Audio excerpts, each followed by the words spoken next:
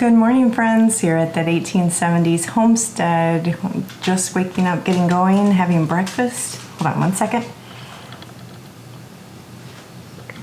And lucky for me, we have leftover blueberry pancakes from yesterday. You know, I have a tradition every year that the very first zucchini that gets harvested is automatically turned into zucchini bread. And this is now our 7th year with blueberries, but probably only our 4th year with decent harvest. And I don't think that we've made it a tradition what we do with that first harvest of blueberries, because the first few years it's just enough for snackables and things like that, so we usually just eat it fresh. In this past couple of years, we've had just bumper crops, and I said, okay, we need to make it a tradition now that the first harvest of blueberries, the very next morning, is turned into blueberry pancakes. So that is going to be our new tradition going forward. But also, I'm bringing you guys with me because I sat down and I saw this. I shared with you guys, I think I did anyway. Did I do a video on it, or did I just, it was part of one of these Saturday videos, wasn't it, when I made the strawberry infused tea? Well, I did a blueberry one. Isn't that pretty? So it's blueberry, lemon verbena, mint. Muddled that all together. And did that yesterday about this time, and I haven't fooled with it since, so I need to strain that off. I've got 2 half-gallon jars going. And then another thing I thought of, and I really want to take a bite of my blueberry pancake, was I woke up with just such a headache today. We were out late last night, and when I don't sleep well, I just wake up, you know, feeling just and groggy. And my rose water has been sitting in the fridge down here, and I'll use it when I wake up in the morning. And I just take a cloth and I soak it in the rose water and just rub that cold rose water on my face. And guys, it is the most refreshing wake up ever. I think that's what I'm gonna do. I'm not gonna relocate that rose water up to my bathroom. I'm just gonna leave it here in the fridge, and when I wake up and my coffee's brewing, I'm just going to do a rose water soak because it feels so nice. But I'm gonna take a bite. I'm gonna take you guys with me. We're gonna go outside, get a bunch of harvesting done. I'm gonna show you guys the garden. I walked by it yesterday. I was like, yep, they need to see this. So it's been a while since I've showed you my fallow garden, and it's okay. So we'll take a peek at that. All right, well, before I go out for the day, I'm just gonna get myself a drink going, so I have a drink ready for when I come in. You know, I'm at the age in life where we're doing the change, the female change, and I get my hot flashes the worst in the morning. Not at night, first thing in the morning. It's just awful. So I'm already sweating, so I know I'm gonna want some hydration. So there we go. I just used a little filter, and I'll just pop that right back in. And I was recently watching Simple Living Alaska. She was doing a sun tea, or, you know, an infused tea with fruits and natural herbs. And one of the things she mentioned was you can like use your herbs and your fruit for a couple rounds. So I'm going to do that this time. And then it doesn't need much sweetness because lemon verbena is so sweet. Honestly, it's like, I taste it. It tastes wonderful. I'm just doing a splash of that blueberry maple syrup. Not much at all. And I know a lot of people love their iced drinks, but it is so much better for you to drink fluids at room temperature. So just give that a little stir. That's ready for when I come in, and let's head outside. So I was thinking, put my shoes on. I need to find a basket. That's what I was thinking. But doors aren't even open. was I thinking? I honestly had a thought. Don't know. Oh, remember when I did the dandelion harvesting? Like, look at how many not dandelions, daylilies. They are like packed wide open. First thing though is my chamomile that I have growing up here in the pot. I haven't harvested it now for like, I don't know, a full-on week, which is not good. I try to harvest it every 2 days so I don't lose all the good little buds that are ready to be picked. So I need to find myself a basket. I'll be right back because we got lots of little things like that to pick up along the way. All right, got myself a basket, and I just realized I didn't spray myself, so I shared my homemade bug and tick spray a couple years ago now. And I remade some this year. I remake it every year, like probably 4 bottles worth. And it works wonders. I know I've had very few people say it didn't work, and I would say it's probably like a 95% does it work on the people that I know that have made it. So I just come in and I find the like next bud growth and trim down to where the next leaf bud's growing. So I get the maximum out of the chamomile plant, and it's working really well. Like, I'm trying to teach myself too this year how to harvest all my herbs in the most productive way, and so far I think it's going good. What I learned, I just harvested lemon verbena yesterday, and what I learned was lemon verbena grows very similarly to basil. So if you're familiar with harvesting basil and you find the stem that has 2 baby leaf buds at the bottom and then that grows like a new branch and new stem, lemon verbena grows just like that. So actually the more you harvest it, the bushier the plant gets, and I've 100% proven that to be true.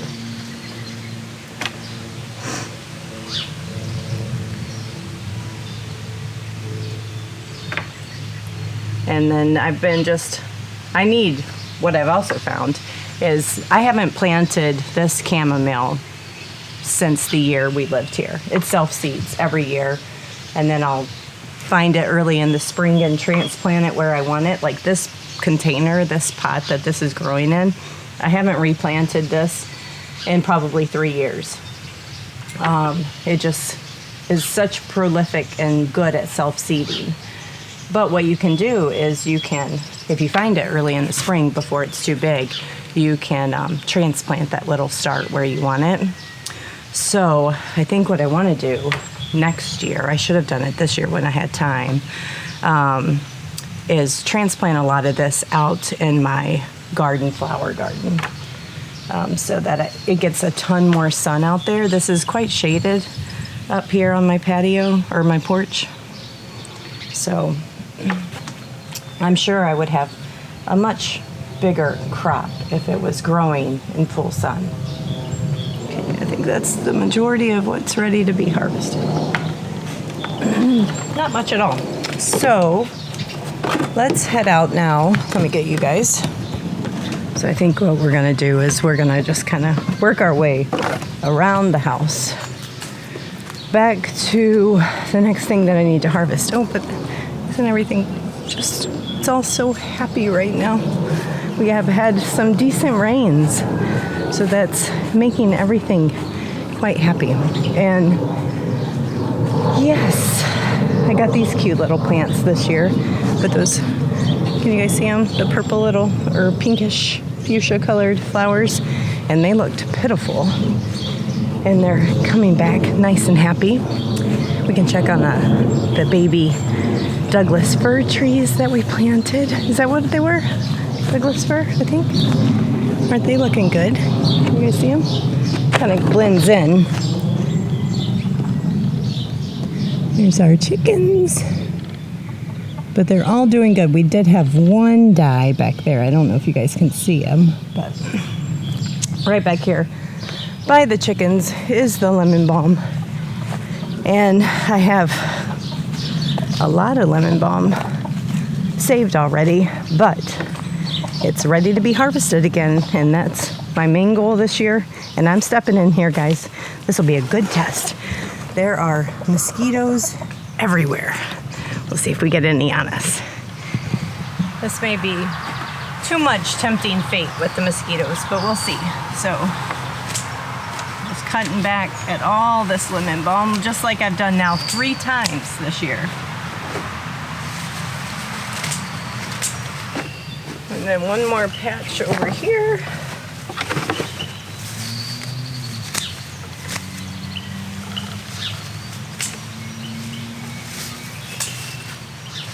All right, my legs, not a mosquito on me.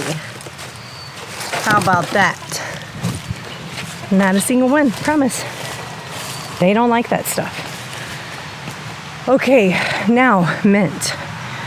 I haven't harvested mint since the last time we harvested it together, other than to like make my teas and stuff with you guys. So, the clouds getting a little gray up there. Alrighty, here's our little mint garden. This is all my mint. And if you're gonna grow mint and you've never grown it before, definitely find a place that you really don't care if the ground gets overrun with it. And like I have hostas and stuff growing in here with it, and daylilies, but it will take over with respect to ground cover.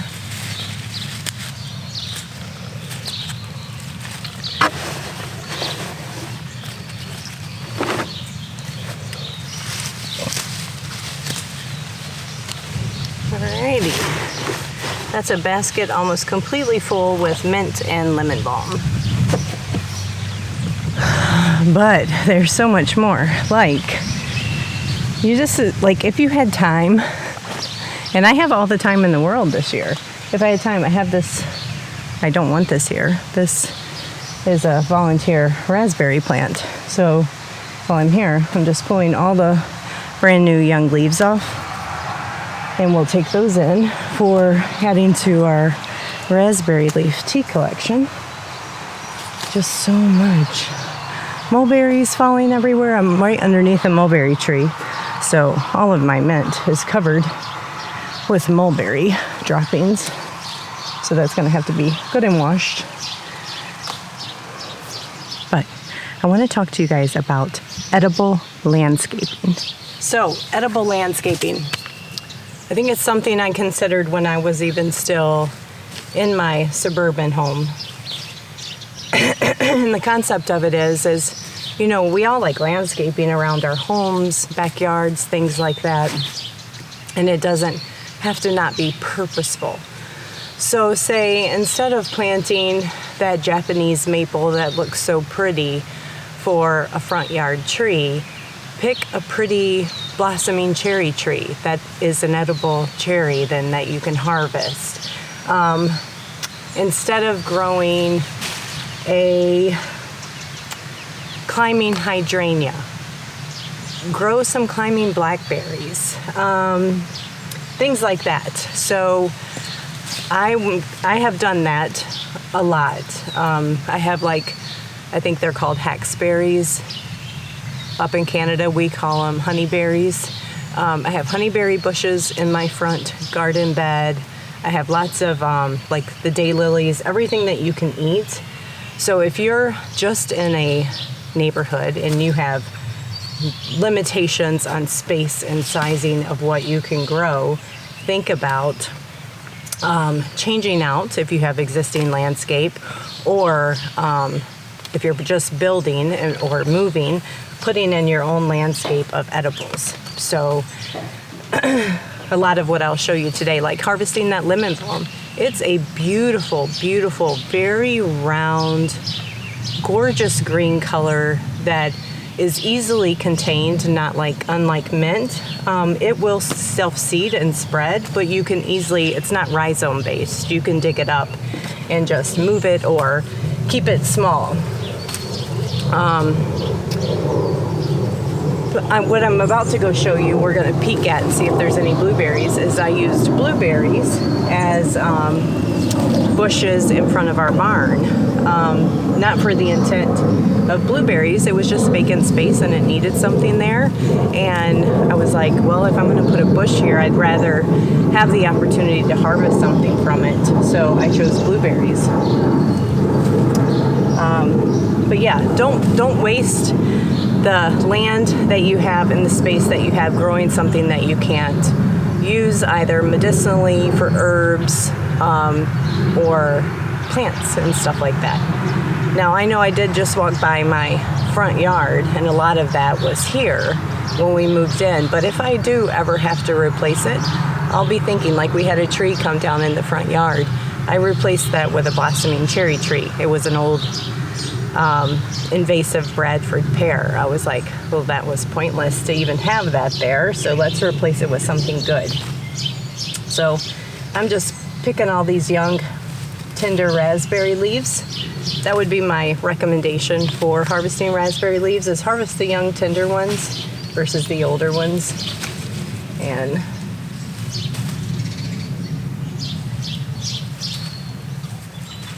then we'll go peek at the blueberries, and then we're going to the garden.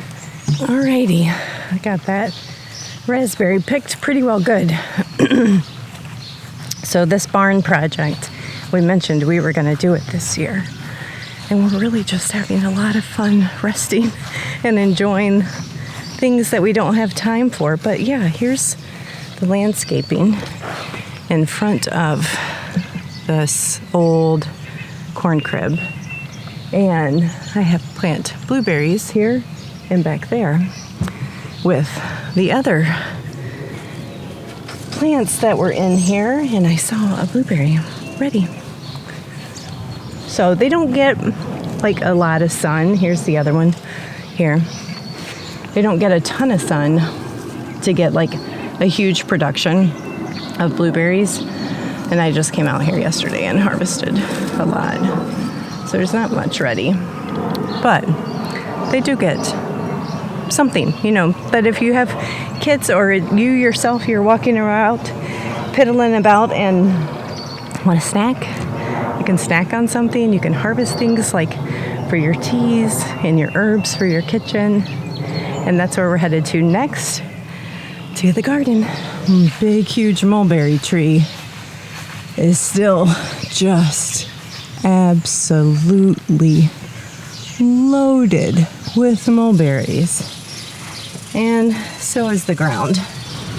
So last time we were out here together and I was harvesting all this oregano, we went in, I don't think I did a video on it, but I posted it on Instagram of making an oregano tincture. And I have my first anecdotal evidence of how great this stuff is. So my son, probably not even an intended purpose of oregano tincture, is horribly allergic to poison ivy.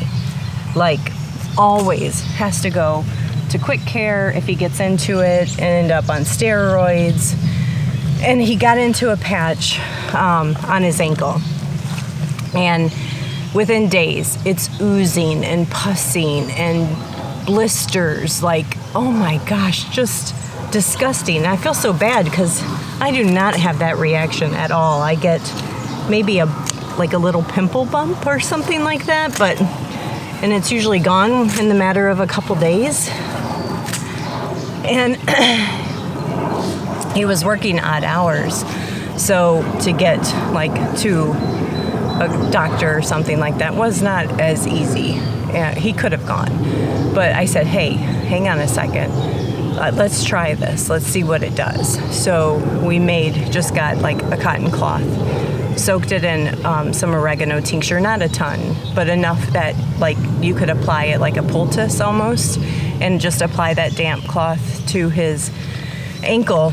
And I said, do this 3 times a day, let's see what it does. After 1 week, it took a week, but after 1 week, it looked like it had never even been there. I mean, I'm telling you, this poison ivy circle was like this big and red and looking infected, and just like I told him, you need to go, like that's my first reaction because that's what I'm used to. You need to go to quick care or you're going to end up in the ER with a like staph infection. And because he's working like construction and in construction boots all day.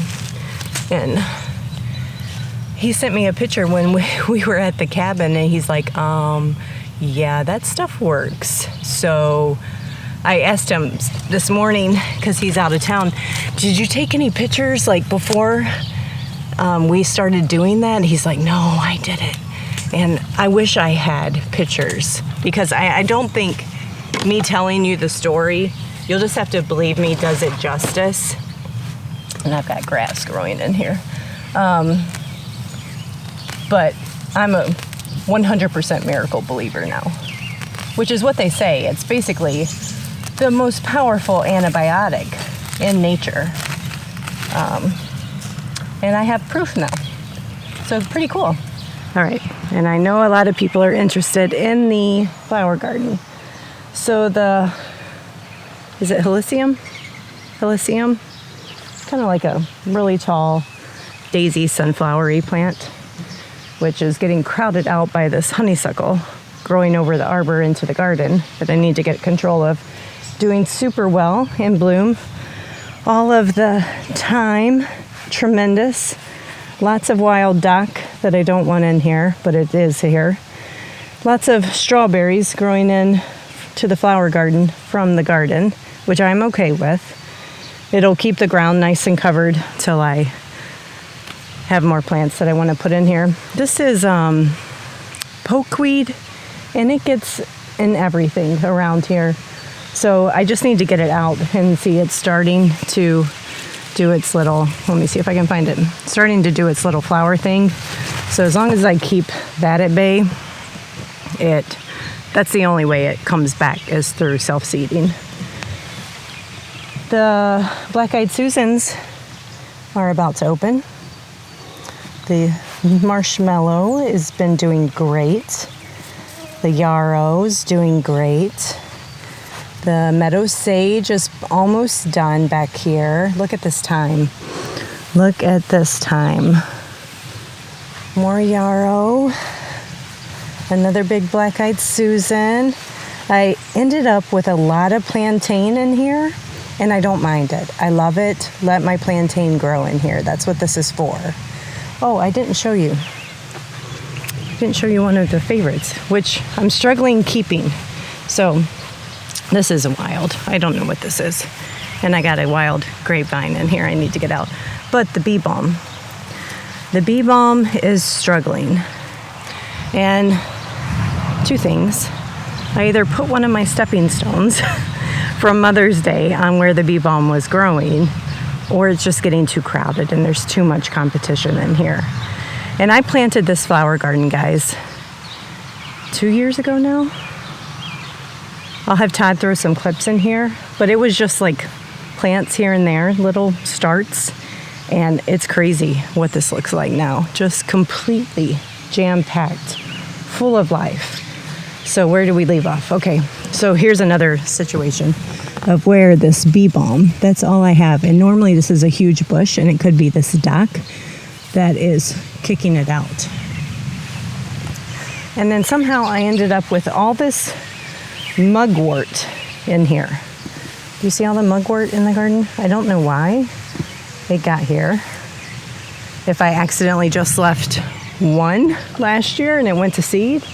And then we have another helicum, and this is probably the biggest horseradish plant on the face of the earth. And I still don't know what I'm going to do with it, but I like them. So anyway, that's looking lovely. Really, really, really pretty. So full. And I don't mind that a few things get in here. I just can't let them take over. So what I should do is, while I'm here, pull this guy out that I don't want in here, instead of looking at it, walking by it, and saying, yeah, I'll get to you when I get to you. But I brought you over here for the main purpose to show you before I go chopping at that thyme. That is just like 3 clippings. So I think that I love thyme. I think thyme makes a lovely like men's fragrance for soaps. Oh yeah. So now, if I could just get this massive honeysuckle vine under control, we'd be making some real progress, but that's not the point today. I'm going to show you this garden. And some things are positive about it. Other things are, girl, I know you're enjoying your rest and all, but maybe you need to get in your garden. So let's go take a look. So, believe it or not, I'm pretty sure I brought you guys out here when I did weed. Now, I never weeded this front corner where my chairs are and the entrance. Never did that because I thought what I was going to do right away, because we got all the wood chips, was just lay down cardboard and put the wood chips on it. But we haven't done that. But I did weed all of this. And the grass is just killing me. Killing me. But a lot of you have asked, what do I have volunteering? Well, it is basically, I have a sunflower garden this year. That is what I have. Lots of sunflowers. So how about this? Here's some lovely dill. I didn't plant anything in my garden this year. So we got some dill. We have lots of, what do you call this? The monarchs eat it. And the name's slipping my mind right now. So we have dill. That's nice. Let's take that. I won't take them all. Just take the top. My echinaceas coming back.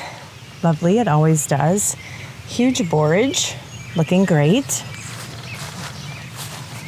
Let's get our basket.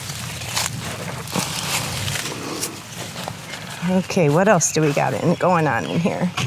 So, sunflowers galore. Oh, let's talk about kale for a second. Kale.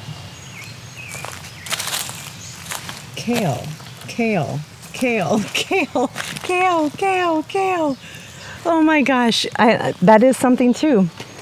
Just like the chamomile, I have never planted kale in my garden since the first year. It just is the most amazing self-seeder. Once you have kale, you'll forever have kale if you let it go to seed. And it's easy to pick up and transplant. So yeah, lots and lots of sunflowers. And all of this too, I've weeded all of this. And it's all coming back. That was probably, May? And now we're July. So I'm not sure what I'm gonna do come fall. Am I gonna just get in here and mow it all down, put cardboard and compost? I'm not sure. But look at these. What are they called? Dianthus or something. I planted these in a pretty little spot in my garden, and they must self-seed very, very well because they are all over. Really, really pretty. I'm gonna figure out the name. I'll come back and tell you. I'm doing a lot of handhold camera work today, and I'm not a pro at that.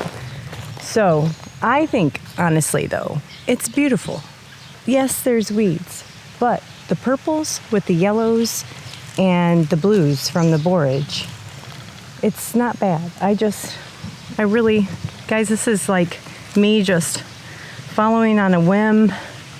And I really thought I was gonna be out here working the garden more, and I just haven't been. And I think that I'm okay with that because my heart is so joyful. I'm so at peace. And I think I'm okay by just letting this go this year and letting it rest. Maybe with the final mow of the season and laying down cardboard, that's just building up the nourishment that the soil is going to need for the next year. is, I guess, the encouragement that I'm telling myself. I don't know if that's true. But, I just passed by something I did want to tell you. And one more volunteer we had a potato grow. I must have left something behind. It's almost done. So as soon as that's done growing, we'll get in here and see if we didn't get a couple potatoes for dinner. And crazy carrot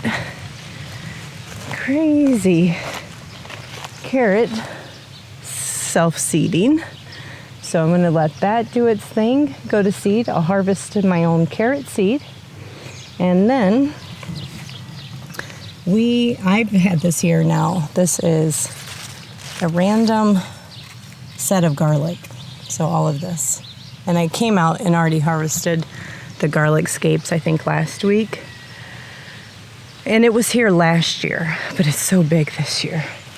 And last year, when I realized that I had left a garlic bulb in the ground, it was like the plants around it were too close, so I couldn't get in there and disturb.